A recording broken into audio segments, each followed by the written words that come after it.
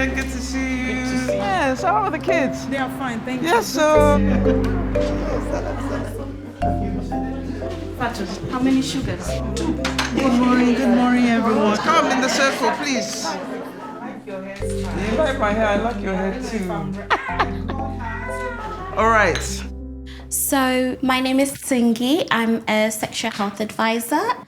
This is a really relaxed chat about HIV. Feel free to ask me anything. For women, when it comes to sex, we don't really talk about it. So it's a place we don't no-go areas because we've never been taught ourselves back home.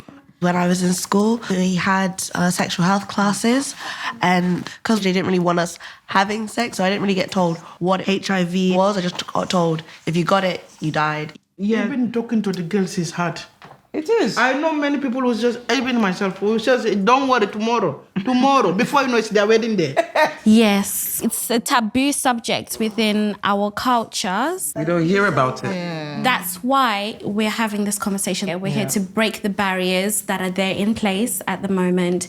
Yeah. What is different between AIDS and HIV?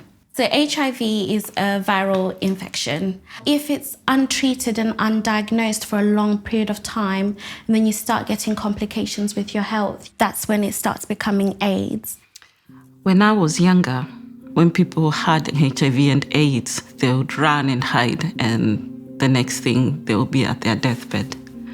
I lost lots of aunties and uncles, and their children were orphaned, and there's a lot of bitterness and anger around having HIV and AIDS. Thankfully, nowadays, most people manage their HIV very well with taking medication, and people can live really long and healthy lives.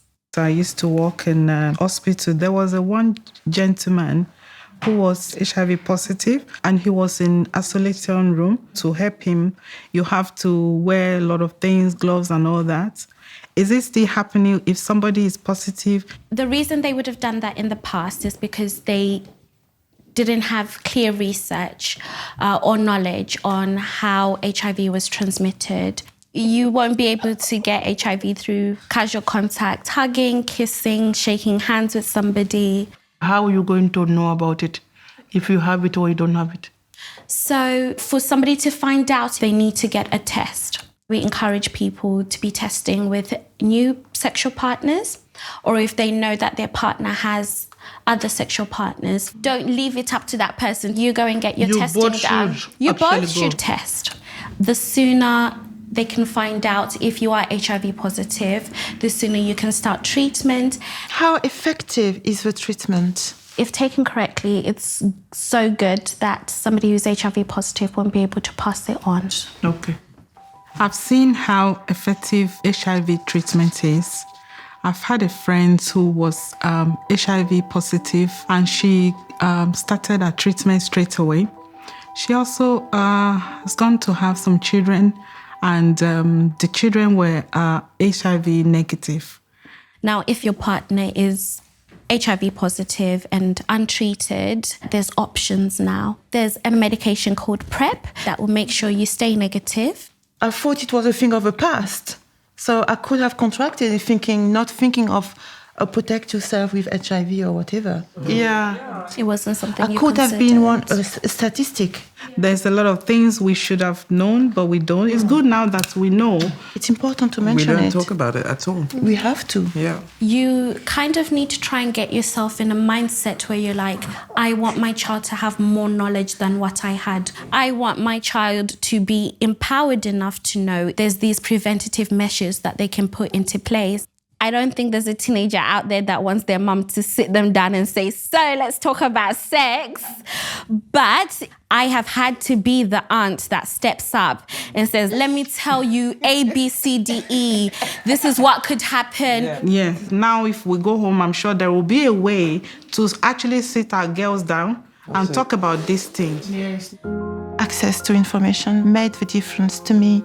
I know how to protect myself. Yes, and how to explain to my children how to be in a safe sexual relationship. I'm so happy that I participated in this group.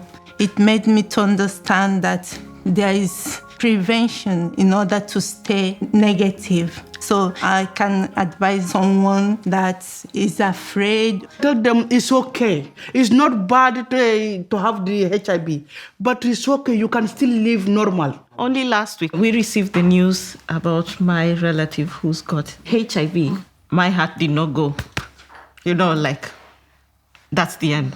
I was like, okay, so what do we do next? When we were children, you used to be so afraid when you had that because you knew somebody was going to lose a parent. But I didn't feel frightened. And I know there's medicines out there and you can still live a full life. So not to be afraid, I think, is the biggest thing. For me, what's really positive is we're all here now equipped with knowledge, In this room, can you imagine how many people we come into contact with, be it through church, be it through the work that we do, where we can share this information? So thank you. Thank you. I'm going to ask you now to all stand up. Let's go. Let's go.